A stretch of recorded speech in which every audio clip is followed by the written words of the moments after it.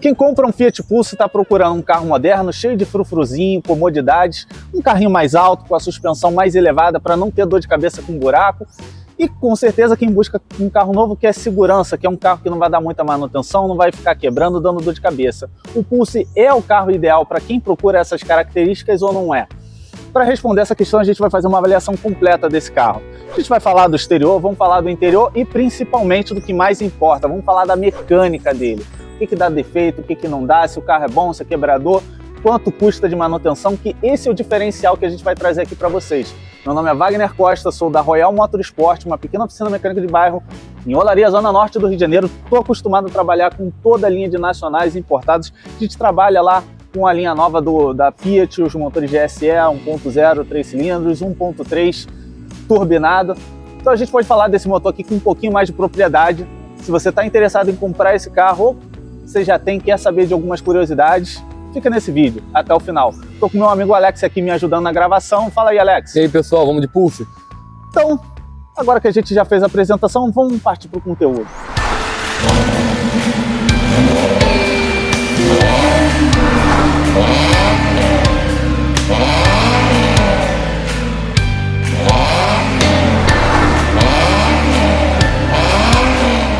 Antes da gente começar o conteúdo, eu queria agradecer aos meus amigos da Brilho Diplomata por ceder esse excelente exemplar para a gente fazer a avaliação aqui para vocês.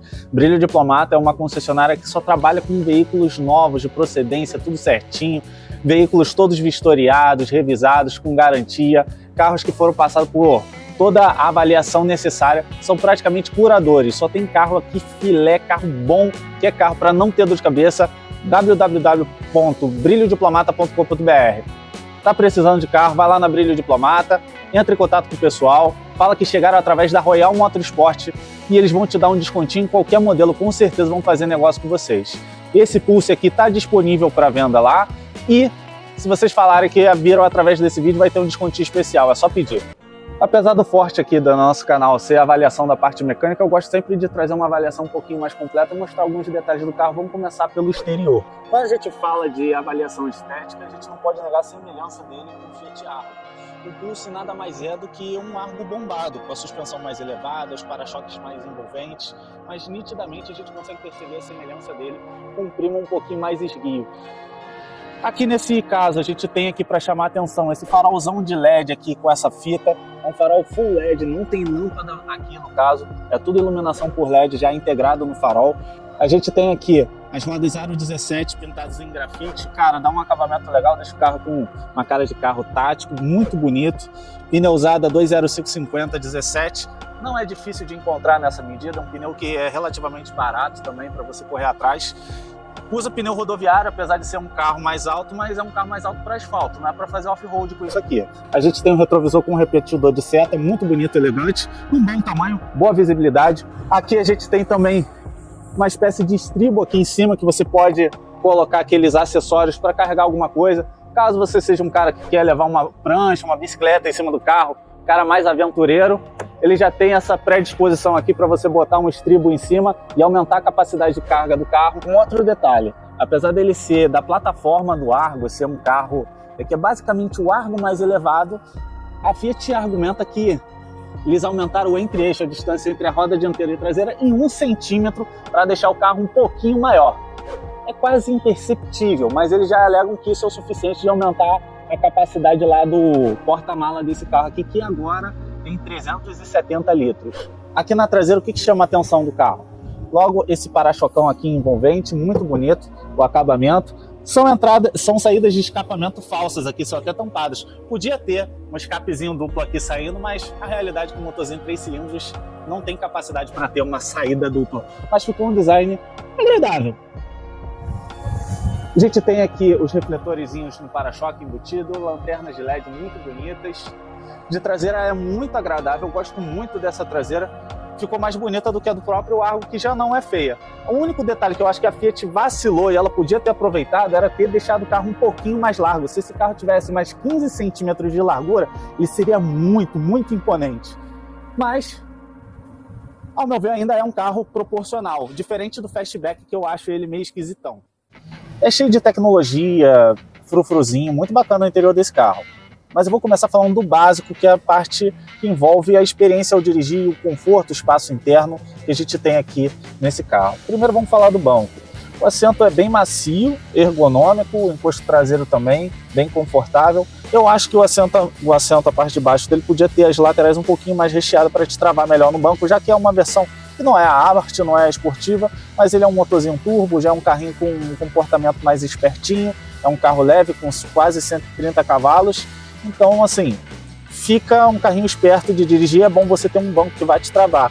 Apesar de eu não ficar sambando muito aqui, eu acho que uma pessoa mais cheinha se beneficiaria de um banco mais largo embaixo. Aqui em cima ele até que é bem larguinho, tem os apoios laterais para te travar no banco, confortável. Aqui a gente vai ter regulagem de altura na lateral, regulagem manual, não elétrica. A gente tem o ajuste daqui da parte traseira, manualzinho aqui, frente e trás. Eu tenho 1,82, tem um bom espaço interno aqui para o teto, que ajuda também a regulagem do banco. Se você for mais baixinho, você pode elevar o banco para ficar numa posição boa para você visualizar a rua. Se for um cara mais altão, você ganha alguns centímetros abaixando o banco. Beleza, isso daí. Outro detalhe legal aqui, o apoio de braço, que ele corre para você poder apoiar aqui, ficar numa posição confortável ao dirigir. Forro de porta, cara, muito plástico. Poderia ser um soft touchzinho. Esses plásticos aqui dão a tendência de trazer um pouquinho mais de rangido para o interior. Mesma coisa que o painel, um plástico duro, apesar de ser muito agradável, ser bonito de se ver. O painel, ele tem esse plástico texturizado aqui que lembra muito uma fibra de carbono, os quadradinhos texturizados que tem, mas na realidade é apenas plástico. Aqui ó, falta um acabamentinho, muitas das vezes fica um pouquinho desalinhado. Eu vi que isso daqui é normal da linha Fiat, tá com alguns acabamentos que parece que não encaixa perfeitamente, entendeu? Poderia só ser melhor construído, na minha visão. Mas todos os carros do segmento são assim. Se você entrar num T-Cross, se você entrar num Renault Kadian, todos eles vão estar desse jeito aqui.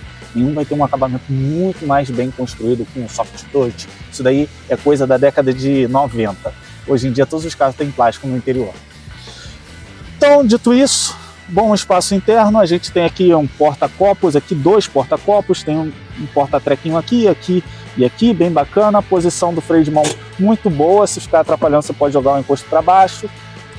A alavanca do CVT, bem ergonômica, fácil de trabalhar. Aqui embaixo a gente vai ter mais um porta-treco, outro porta-treco. Tem entradas USB aqui, USB-C e USB comum. Porta-luvas bem profundo, dá para guardar bastante coisa para quem precisa. Forro de porta aqui também tem uma espécie de porta-copos aqui, um espacinho legal. A gente tem o retrovisor elétrico aqui que a gente pode fazer a regulagem dele, só que ele não é rebatimento automático, é manual. Maçanetinha de plástico, pratinha, é bonita, mas poderia ser de metal, daria um requinte a mais. A gente aqui vai ter um espelhinho para poder retocar a maquiagem ou ajeitar o cabelo. Na frente, dos dois lados. Plafoniezinho aqui, luz de teto, iluminação, padrão, muito bacana. O retrovisor é um tamanho adequado, não é muito largo, mas é o suficiente. Diria que é bem bacana. Vamos falar agora da tecnologia, vamos falar desse painelzão aqui, os atributos que podem fazer o diferencial na hora de você comprar esse carro. Uma coisa que chama muita atenção nesse interior aqui é essa tela. O que a gente tem aqui? Cara, tem várias funções. Aqui a gente tem Bluetooth para fazer ligação e tudo mais, tem rádio. A gente vai ter aqui a opção de rádio normal, todas as funções, regulagem de áudio. Aqui a gente pode controlar o ar-condicionado pela tela, apesar dele também ter aqui o controle físico do ar-condicionado. Esses botões todos aqui são do ar-condicionado, faz o controle do ar. E aqui também. Uma coisa, se você quiser fazer a mudança de velocidade, é nesse botão. E se você quiser fazer a mudança da temperatura, é nesse botão também. Você só tem que oscilar. Quando está aqui vermelho e azul, você vai controlar a temperatura. Quando está apagado, a velocidade do ar-condicionado. Aqui na telinha você também consegue mudar as temperaturas, mas às vezes você está escutando a música, está num GPS, você quer configurar o ar-condicionado sem sair da tela, tem essa possibilidade, eu acho isso bacana demais.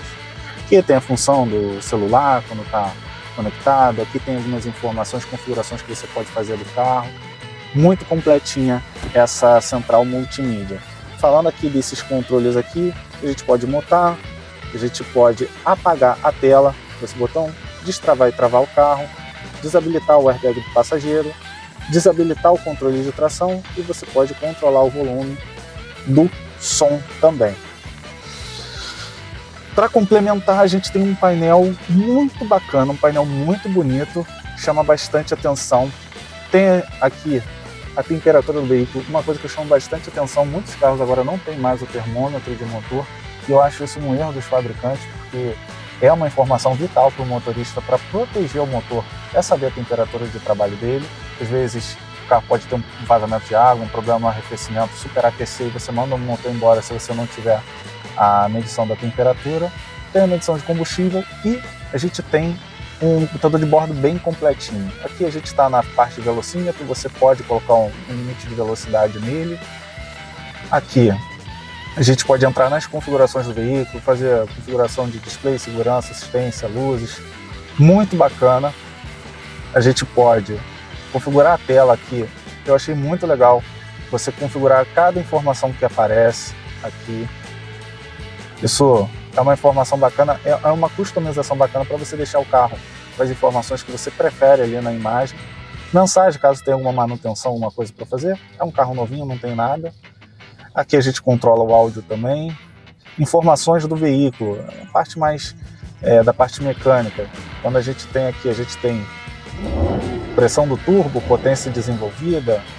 A gente vai ter força G. Olha só, cara, um carrinho, digamos assim, que seria básico, já está mostrando força G. Um recurso bem bacana. Pressão de pneu para calibração, horas de motor trabalhado, temperatura do óleo, temperatura da transmissão, muito importante. Todos os carros automáticos precisam ter essa informação para você também proteger seu câmbio. E temperatura da bateria, que a gente tem os percursos, A e B, tem o econômetro ali e também tem a autonomia do carro. E a última informação quando a gente vai em volta para o velocímetro. É um computador de bordo muito bacana, bem completinho, carro todo recheado de tecnologia e informações aqui. Dá para a gente fazer bastante configuração, bem satisfatório esse interior. Outro detalhe que chama a atenção é o volante em si, porque a gente tem os controles do computador de bordo. Aqui a gente vai ter a parte do Cruise Control para a gente poder botar no piloto automático. Tem aqui também a teclinha Sport para ele dar um boost na pressão do turbo, deixa o câmbio numa relação mais esportiva no CVT. E atrás do volante aqui a gente pode fazer o controle do som, aqui, do volume do som e das estações do som do outro lado. Muito bacana, então, interior completaço. Agora a gente vai falar do espaço interno aqui atrás. Cara, o conforto do banco é muito bom. Eu acho que dá para sentar 3 pessoas aqui, 2 pessoas e uma criança, dá para sentar aqui tranquilamente aqui atrás. Espaço para as pernas, muito bom, olha. O banco está regulado para a minha altura, eu sou um cara alto. Na frente e atrás dá para ir 2 pessoas adultas de uma boa altura. Aqui no banco traseiro também tem uma altura legal, esse teto um pouquinho mais alto aqui ajuda você ter um conforto aqui atrás. Muito bacana, a gente tem a entrada USB, tem um porta-moedas aqui. Tem cinto de segurança 3 pontas aqui, 3 cintos na traseira, encosto de cabeça também atrás, regulável, forro de porta com alto-falante, muito bacana. Tem um espacinho aqui para fazer um porta-copo, dá para botar uma latinha de refrigerante aqui, talvez, porta-moeda. Atrás do motorista não tem, mas atrás do carona a gente tem um porta-treco aqui, um porta-bolsa. De espaço a gente está bem servido, um interior bem confortável. Túnel aqui é bem baixo, o que ajuda a gente ganhar um espacinho interno também.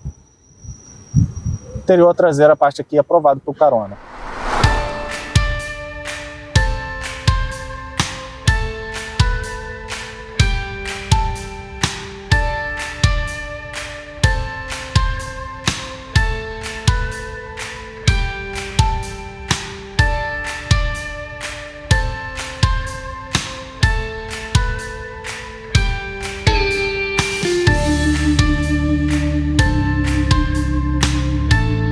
Agora a gente vai chegar à parte mais importante do vídeo, que é a avaliação da parte mecânica, principalmente quando a gente pega um carro que é igual esse Pulsar aqui, que está praticamente lançando essa mecânica nova da Fiat. Motor GSE Turbo T200. Ele é um 3 cilindros 1.0, 125 cavalos na gasolina, 130 no álcool, rendendo aí 20 kg de torque, basicamente. Ficha técnica boba aí do motor, só para a gente já começar a fazer uma avaliação dela. É um motor multiválvula tocado por corrente de comando. Qual a vantagem disso daí? Baixa manutenção, geralmente não dá muita dor de cabeça na parte de sincronismo do motor, não tem aquela correia dentada que você tem que trocar a cada 50 mil quilômetros, dá um pouquinho mais de segurança ao motor com corrente de comando. Só que, para compensar, você tem um motor recheado de tecnologia. Para ele ter esses 130 cavalos aí no motor 3 cilindrinhos 1.0, a gente precisa de muita coisa, só para efeito de comparação. 130 cavalos, cara, a Tempra 2.0 em 1998 tinha 127 cavalos, era o dobro de cilindrada e tinha 3 cavalos a menos. O que a gente precisa aqui para a gente atingir essa potência nesse motor? Uma turbina, um sistema de alta pressão de combustível. Esse carro aqui usa injeção direta. A gente tem na turbina o Wastergate eletrônica, a gente vai ter um sistema multi-air no comando de válvulas, que é um sistema de variação de graduação de abertura de válvula muito complexo, caro de manter. Então o que a gente tem para dizer? É um motor muito bom em termos de economia, você vai fazer aí 12 km por litro aqui na gasolina na cidade, pode fazer 15, 16 na estrada, num consumo, num ritmo tranquilo, sem muito esforço. Se você é aquele cara que tem o pezinho leve, consegue fazer até mais do que isso. Você tem 20 kg de torque disponível já a 1.700 RPM. É muito torque, é praticamente instantâneo. Isso deixa o carro muito bom de dirigir, mas vai cobrar essa sofisticação desse sistema. É um motorzinho muito sofisticado, um pouquinho mais caro. Ele tem alguns probleminhas crônicos, entendeu? Principalmente associado ao consumo de óleo nesse motor. Já foi relatado, mas a maioria dos motores novos, turbinados, vai ter esse problema. Por quê? Para você atingir essa potência tão alta e ainda assim você conseguir, digamos assim, atender a todas as normas antipoluantes, você precisa de um motor com o mínimo de atrito possível. E aí os engenheiros acabam diminuindo muito a resistência dos anéis de segmento e aumentando muito a pressão da turbina para o carro poder ter essa potência toda. Isso vai fazer o carro consumir um pouquinho mais de óleo quando você tem um pé um pouquinho mais pesado. Foi vendido mais de 50 mil carros desse carro até agora. Um ou outro relata o consumo de óleo, mas geralmente está associado a um pé mais pesado.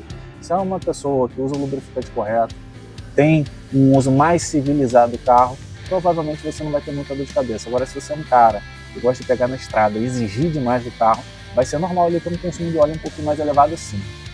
Os motores TSI da Volkswagen também consomem óleo quando são exigidos demais. Os motores da GM 3 cilindros também não é um defeito da Fiat. A exigência hoje em dia do mercado é essa. Alta potência, baixa cilindrada acaba causando isso daí.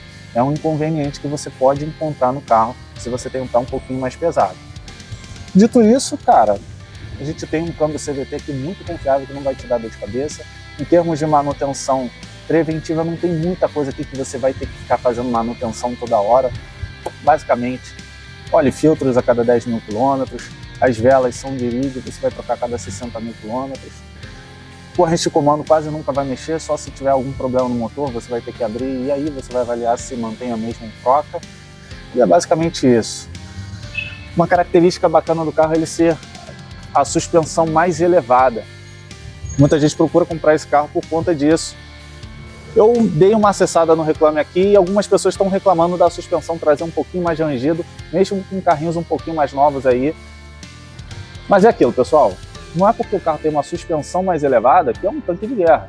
Se você mora num lugar esburacado, continue tomando cuidado porque a suspensão dele é basicamente a suspensão do Argo mais elevada. Você não está comprando uma caminhonete, uma Hilux, uma L200, você está comprando um Pulse, que é um derivado do Argo. Então, suspensão dele não é uma suspensão ruim, não é uma suspensão de quebrar muito, mas não é a suspensão mais resistente do mundo. Se você está comprando um carro desse para andar na roça, pensa direitinho, vai dar para usar, mas com cuidado. É um carro custo-benefício, É bem econômico, tem uma direção com certeza muito agradável, o câmbio CVT não tem trancos, você não vai ter dor de cabeça. O motor dele tem bastante torque em baixa rotação, que deixa o carro bom de dirigir, mas é um carro de manutenção um pouquinho mais sofisticada, um pouquinho mais cara. Esse sistema do Multi-Air é lançamento. Se você tiver um carro desse, se você tiver que fazer manutenção, procure uma oficina qualificada. Precisa de ferramentas específicas, as ferramentas não são baratas, não leve em qualquer um.